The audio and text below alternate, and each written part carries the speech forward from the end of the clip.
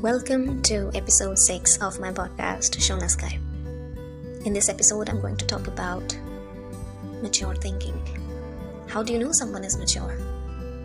Let's imagine a scenario in which there are two people and somebody comes up to them and says something very rude in a grocery store while they're waiting in the line. That is very triggering. That could be anything. One person gets triggered. One person responds with the same intensity, same tone, and maybe starts a fight, an argument. And the other person just shakes it off and just doesn't care, carries on with his day and maybe forget about it.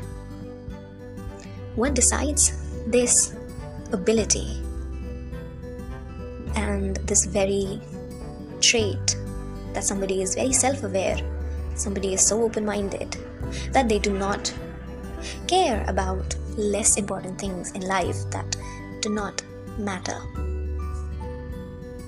So the first one that comes to my mind is a mature thinker has a very high level of self-awareness. They understand who they are, where they belong, what are their strengths, and what are their weaknesses. They have the ability to think critically and objectively about situations that are in their control and that are not in their control. A lot of situations that we go through in our life are not in our control.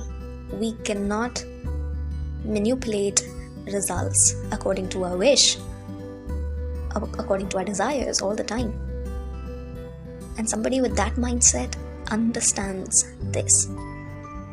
So that brings me to another point, that they are emotionally intelligent. They draw conclusions based on what is visible right there in the moment and what could be inferred from it logically, not on the basis of some preconceived notions, some arguments that they would have heard previously. They examine the situation right there in the moment. They do not bring ghosts from the past and think that whatever they're going to say should be crafted in such a way that it hurts them, makes them regret. They know and they have the ability to understand where their emotions come from and how they can manage their own emotion. Well, I have been experimenting with this, and it has been some time now. I was always an emotional person. I was a sensitive person, but somewhere I had the feeling and the understanding that I need to change this trait, because a lot of time it makes me vulnerable. And how can I manage my emotions? I read some books. I looked at my idols. I read and I listened to what they had to say about managing emotions. And I think what works for me might not work for you, might work. But what works for me is I speak out my emotions. What am I feeling? Maybe, I'm feeling angry. I'm feeling sad.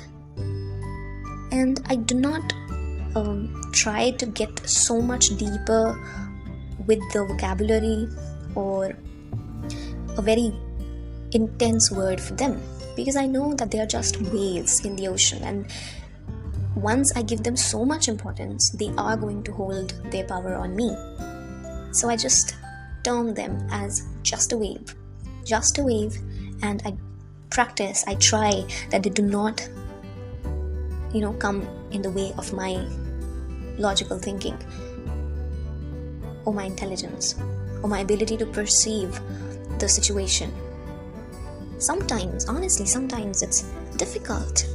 Not always can you just let go of situation easily. You need to feel something. You need to label it. this very key factor, that is, you have to be able to communicate them. Resolve the conflicts. Try to resolve them with the person, whosoever created it. That depends on your communication skills. That depends on how you can talk and how the other person is willing to listen to you and perceive. But there could be challenging situations that it is not important that you have to tackle them alone. So I think I look up to people who are able to navigate complex interpersonal dynamics with so much skill, avoiding unnecessary drama and conflicts wherever they can be avoided.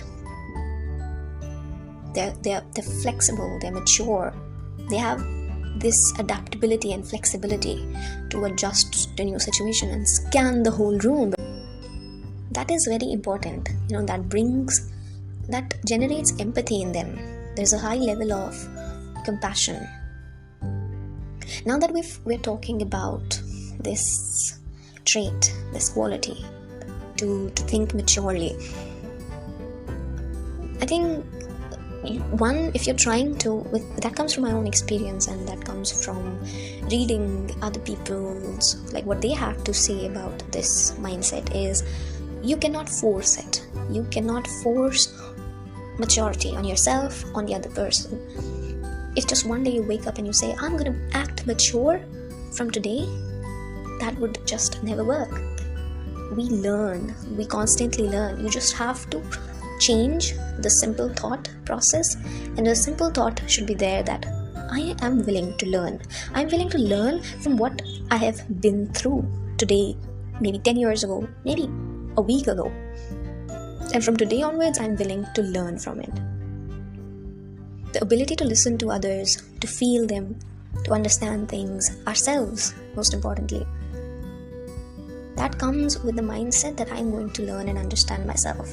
Not try to change the basic nature of myself in just overnight. It's not an overnight process, but giving some room. It can never be pushed, but it can always be. You can always move on that path slowly. And I think most of us are very immature when it comes to small things, like somebody takes your favorite pen for a moment, or somebody takes away certain things that belongs to you and they do not take permission.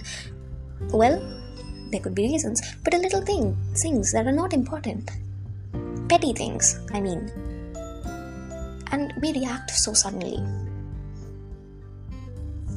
So that if we just understand that life is going too fast, and dwelling and thinking so much and reminiscing about certain things that are not important, and lacking the ability to filter out and make a decision about things that are important, that are not important. If one lacks this ability, there will come a day when, if they look back, they're going to regret that maybe they shouldn't have. And that comes when you talk to older people, older generation. The empathy, the compassion comes from there. They have so much that they've learned and they've gained. Maybe regret. That this is it for today's episode, and I hope you gained something from it. And thank you so much. Have a nice day. And don't forget to leave back